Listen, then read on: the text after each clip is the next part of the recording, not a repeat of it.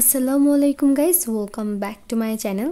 আজকে আমি আপনাদের জন্য এমন একটা রেসিপি নিয়ে এসেছি যেটা আপনারা খুবই সহজে ব্রেড আর ডিম দিয়ে বাচ্চাদের টিফিন অথবা নাস্তা হিসেবে তৈরি করে নিতে পারেন। তো চলুন দেখে নেওয়া যায় কিভাবে এই সহজ নাস্তাটি তৈরি করতে হয়। এগ স্টাফিংয়ের জন্য সবার আগে সবজির মিশ্রণটা তৈরি করে নিতে হবে। তার জন্য আমি এখানে একটি প্যান বসে দিয়েছি চুলার উপরে। এর মধ্যে পরিমাণ মতো তেল দিয়ে দিয়েছি। তেলটা হালকা গরম হয়ে যাওয়ার পর আমি এর মধ্যে হাফ কাপ পরিমাণ পেঁয়াজ কুচি দিয়ে দিলাম। এখানে পেঁয়াজ পরিমাণটা একটু বেশি লাগবে। এই পর্যায়ে চুলা আঁচটা মিডিয়ামে রেখে অনবরত নেড়ে চেড়ে পেঁয়াজটা হালকা একটু ভেজে নিব। দেখতেই পাচ্ছেন পেঁয়াজটা হালকা ভেজে নিয়েছি। এখন আমি এর মধ্যে প্রায় 1/4 কাপের মতো টমেটো কুচি দিয়ে দিচ্ছি। এখন আবারও এই টমেটো কুচিটাও একটু হালকা ভেজে নিচ্ছি। এখানে সবজিগুলো কিন্তু খুব বেশি ভেজে নিব না, আমি মোটামুটি সবজিগুলোকে একটু সটে করে নিব। এখন আমি এর মধ্যে হাফ কাপ পরিমাণ গাজর কুচি দিয়ে দিচ্ছি, 2 টেবিল চামচের মতো ক্যাপসিকাম কুচি দিয়ে দিচ্ছি, আর দিয়ে দিচ্ছি কাঁচামরিচ কুচি। ঝাল আপনারা যে যেরকম খেতে চান সে অনুযায়ী কাঁচামরিচ কুচিটা দিয়ে দিবেন। এখন সব কিছু নেড়ে চেড়ে একটু ভেজে নিব। আর চুলা আঁচটা আমি মিডিয়ামেই রেখেছি ফার্স্ট থেকে লাস্ট পর্যন্ত। এই পর্যায়ে আমাদের সবজির মিশ্রণটা হয়ে গেছে। আমি এখন চুলা থেকে তুলে নেওয়ার আগে এর মধ্যে পরিমাণ মতো একটু লবণ দিয়ে দিচ্ছি আর হাফ চামচ পরিমাণ গোলমরিচের গুঁড়া দিয়ে দিলাম। দিয়ে আবার একটু নেড়ে চেড়ে মিশিয়ে নিয়েছি।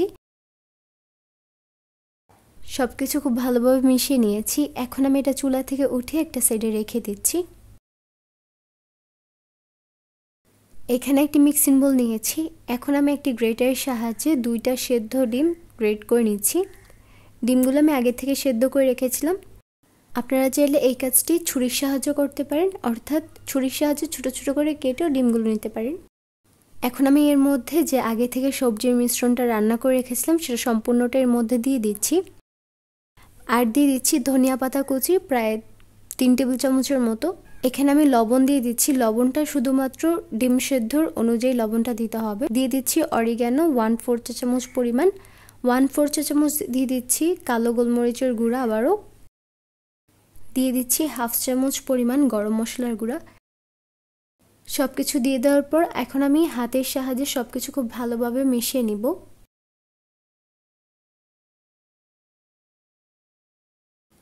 সব কিছু খুব ভালোভাবে মিশিয়ে নিয়েছি। এখন আমি এখান থেকে কিছু পরিমাণ স্টাফিং নিয়ে একটা লম্বাটে শেপ করে নিব যাতে ব্রেডের মধ্যে দিতে পারি।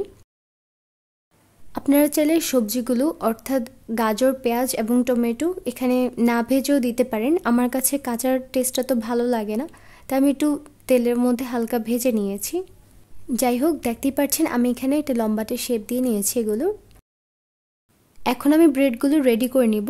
তার জন্য আমি এখানে রেগুলার ব্রেড নিয়ে নিয়েছি। এখন একটি ছুরির সাহায্যে এই ব্রেডের চারপাশে যে লালচে অংশটুকু আছে সেগুলো কেটে নিচ্ছি।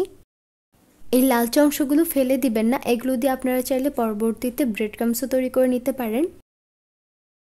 আমি এখানে দেখার সৌন্দর্যে আর পরবর্তীতে যখন এটা রোল করে নিব ফোল্ড করার সুবিধার্থে লালচে অংশটুকু কেটে নিয়েছি, কারণ ওইটা থাকলে সুন্দর মতো এটা রোল হবে না আর দেখতেও সুন্দর লাগবে না। এখন ব্রেডগুলো একটু বেলে নিব। ভিডিওতে দেখানো অনুসারে এইভাবে ব্রেডের স্লাইসগুলো এভাবে একটু বেলে নিতে হবে যাতে ব্রেডের স্লাইসগুলো একটু পাতলা হয়ে যায়। এখন ব্রেডের স্লাইসের উপরের পাশে একটু পানি দিয়ে দিচ্ছি যাতে ব্রেডের স্লাইসটা একটু ফোল্ড করার পরে যাতে আটকিয়ে থাকে, এটা যাতে খুলে না যায় তার জন্য পানি দিয়ে নেবেন। এখন আমি এর মধ্যে পরিমাণ মতো সবজি আর ডিমের স্টাফিংটা দিয়ে দিলাম। দিয়ে এখন এটাকে রোল করে নিব। এইভাবে রোল করে নিতে হবে। দেখতেই পাচ্ছেন আমি এটা রোল করে নিয়েছি। এইভাবে আমি কয়েকটা রোল তৈরি করে নিব। চুলার উপরে প্যান বসিয়ে দিয়েছি আর এর মধ্যে কিছু পরিমাণে বাটার দিয়ে দিচ্ছি। আপনারা চাইলে এখানে তেলও দিতে পারেন, কিন্তু বাটার দিলে টেস্ট এবং ফ্লেভারটাও ভালো আসে।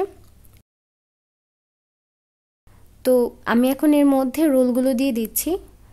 আমি চুলা আজ মিডিয়াম টু লোয়ে এই রোলগুলোকে জাস্ট একটু টোস্ট করে নিব হালকা, চারপাশে একটু যাতে লালচে কালার চলে আসে সেই অনুযায়ী। আর এইগুলো কিন্তু কোনোভাবে ডুবো তেলে ভাজা যাবে না, সামান্য একটু তেল বা বাটার দিয়ে জাস্ট অল্প একটু ভেজে নিতে হবে চারপাশ। প্রায় 3 থেকে 4 মিনিট পর এগুলো উল্টিয়ে নিচ্ছি। স্প্যাচুলা দিয়ে উল্টানো যাচ্ছিল না, তাই হাত দিয়ে উল্টিয়ে নিয়েছি। আর চুলার আঁচ লোয়ের চেয়ে একটু কিছুটা বেশি রেখে এগুলোকে ভেজে নিতে হবে। আর চুলার আঁচ কিন্তু বাড়িয়ে ভাজতে যাবেন না, না হলে কিন্তু এগুলো পুড়ে যাবে। আমি এগুলো উল্টিয়ে অপর পাশও প্রায় 3 মিনিটের মতো ভেজে নিব। এরকম করে চারপাশ উল্টিয়ে পাল্টিয়ে লালচে কালার করে একটু ভেজে নিচ্ছি। চারপাশ কিন্তু লালচে কালার করে ভেজে নেওয়া হয়ে গেছে। এখন আমি এগুলো চুলা থেকে তুলে নিচ্ছি। তো দেখতেই পারলেন কত সহজে তৈরি করে নেওয়া যায় মজাদার এই নাস্তাটি। বাচ্চাদের টিফিনে অথবা নাস্তা হিসেবে এটি একবার হলেও তৈরি করে দেখবেন। তো আশা করছি আজকের এই ভিডিওটি ভালো লেগেছে। ভিডিওটি ভালো লাগলে লাইক, কমেন্ট ও শেয়ার করতে ভুলবেন না। আরও নতুন নতুন রেসিপির আপডেট পেতে অবশ্যই চ্যানেলটি সাবস্ক্রাইব করবেন। তো আজকে এই পর্যন্তই। আল্লাহ হাফেজ।